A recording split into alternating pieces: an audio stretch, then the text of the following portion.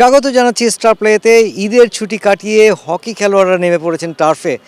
তাদের সামনে একটা বড় মিশন, এশিয়ান গেমস কোয়ালিফায়ার। এবং সেই প্রতিযোগিতা হবার কথা ছিল ওমানে।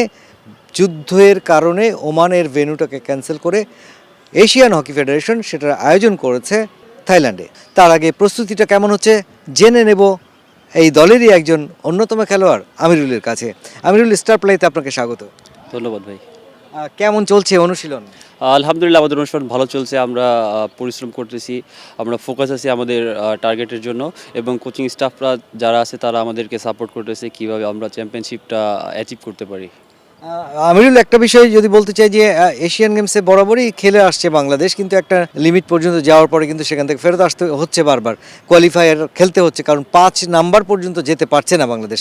6-7 তাদের মিশনটা শেষ করছে প্রত্যেকটা আসরেই।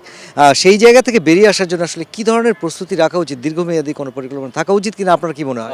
অবশ্যই দেখেন, এইখানে টপ 5 টিমের মধ্যে যারা আছে India, Pakistan, Malaysia, Korea, Japan, তো ওরা অবশ্যই টপ টিম এশিয়ার মধ্যে, এটা অবশ্যই আমাদের মানতে হবে। এবং আমাদের দেখেন হকিটা একেবারে অনিয়ম, আর লিগ হচ্ছে না, ফ্র্যাঞ্চাইজি হচ্ছে না। আমরা নামে মাত্র 2-3টা টুর্নামেন্ট পার্টিসিপেট করছি, যেমন Asian games qualify, HF cup, Asia cup, এই 3টে টুর্নামেন্টের মধ্যে আবদ্ধ। তো দেখা যাচ্ছে আমাদের যদি দীর্ঘমেয়াদী পরিকল্পনা থাকে যে আমাদের টার্গেট এশিয়ান গেমসে ভালো একটা রেজাল্ট করা।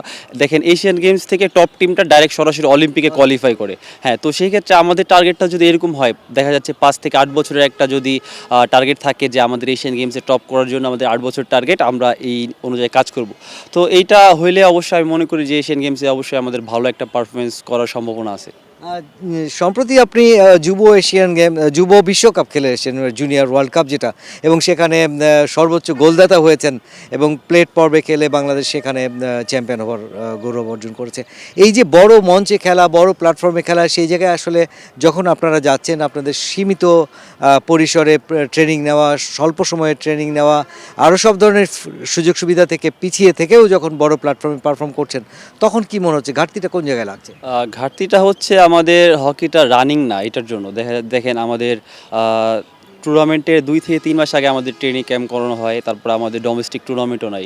তো আমরা দেখা যাচ্ছে একটা সিজনাল হকি হয়ে গেছে আমাদের, যে সিজনাল আমরা হকি খেলছি কিছু সময়ের জন্য, দেন আমরা আর কি আমাদের নিজেদের কাজে চলে যাচ্ছি। তো এটা হকিটা যেন আমাদের প্রফেশনাল করতে হবে, আমাদের দীর্ঘমেয়াদী পরিকল্পনা থাকতে হবে, আমাদের লিগ হইতে হবে, ডোমেস্টিক টুর্নামেন্ট হইতে হবে, ইন্টারন্যাশনাল টুর্নামেন্ট হইতে হবে, ইন্টারন্যাশনাল ইনভিটেশন টুর্নামেন্টগুলো হবে তখন আমরা একটা প্রফেশনাল ওয়েতে যাব। যখন প্রফেশনাল ওয়েতে যাব তখন আমরা ওয়ার্ল্ডের যা বেস্ট টিমগুলো আছে তাদের সাথে আমরা ডমিনেট করে ফাইট করতে পারবো।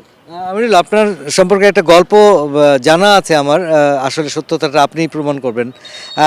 অনেকেই বলেন যে আমিরুল রাত 1-1:30টার সময় বিকেএসপিতে ট্রেনিং করেছে, যখন সবাই ঘুমাচ্ছে তখন আমিরুল একা একা শুট আউট করছে। এই যে ডেডিকেশন, এটা আসলে কোত্থেকে এসছে?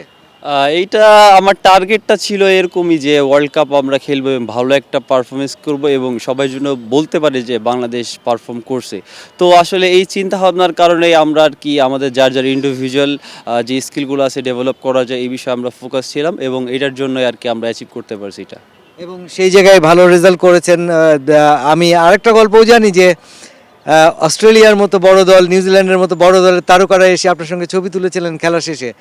ওই মুহূর্তটা কেমন লাগছে? অবশ্যই একটা প্রাউডলি মুভমেন্ট যে ভালো ভালো টিমের হাই টপ লেভেলের টিমের প্লেয়ারদের সাথে একটা কমিউনিকেশন থাকাটা আমি মনে করি জরুরি, যেহেতু হকি প্লেয়ার ইন্টারন্যাশনাল লেভেলের আমরা খেলতে হয়। তো আমি বলবো এটা একটা ভালো কমিউনিকেশন, আমাদের মধ্যে ভালো একটা বন্ডিং হয়, এটাই আর কি। এবার কোয়ালিফাই করার জন্য কোন বেসিসে খেলা উচিত বাংলাদেশের? কারণ সময়টা তো খুবই স্বল্প, আপনারা মাত্র 1.5 মাসের মতো প্রস্তুতি নিয়েছেন এবং ঈদের ছুটি কাটিয়ে এসে আবারও শুরু করেছেন। আমাদের কোচিং স্টাফ যারা আছে তারা আমাদের একটা প্ল্যানিং দিছে, যে প্ল্যানিংয়ে খেলে আশা করি আমরা ইনশাআল্লাহ ভালো রেজাল্ট করব, এবং আমরা ওইটাই অ্যাচিভ করার চেষ্টা করতেছি। আমাদের টার্গেট চ্যাম্পিয়নশিপ নিয়ে বাংলাদেশি ফেরা, আশা করি ইনশাআল্লাহ আমরা চ্যাম্পিয়নশিপ নিয়ে বাংলাদেশি ফিরতে পারবো। বি গ্রুপে বাংলাদেশের প্রতিপক্ষ রয়েছে শ্রীলঙ্কা, উজবেকিস্তান এবং চাইনিজ তাইপে। তাদের বিরুদ্ধে বাংলাদেশ ভালো করুক, আপনারা ভালো খেলেন, এবং যে লক্ষ্যটা আপাতত প্রাথমিক লক্ষ্য যে কোয়ালিফাই করার পরে নিশ্চয়ই একটা বড় পরিসরে অনুশীলন করার সুযোগ পাবেন, এবং ফেডারেশন সেই সুযোগটা নিশ্চয়ই তৈরি করে দেবে দলকে, এবং তারপরের যে লক্ষ্য থাকবে সেরা 5-এ ঢোকার এশিয়ান গেমসে, সেটা যেন পূর্ণ হয় আপনাদের, সেই জন্য শুভকামনা রইল আপনাদের প্রতি। ধন্যবাদ।